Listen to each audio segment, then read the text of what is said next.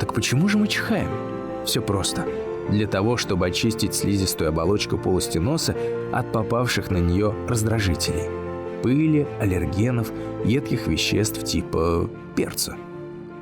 Кашель также является безусловным рефлексом, однако чихание отличается от него тем, что форсированный выдох идет через нос, а не через рот.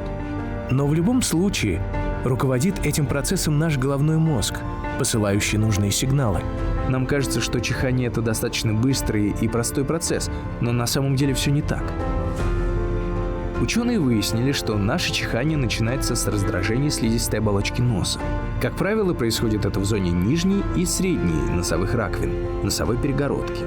Нервные окончания на слизистой оболочке передают импульс в продолговатый мозг и дыхательный центр, после чего сигнал поступает по передним корешкам спинного мозга к дыхательным мышцам.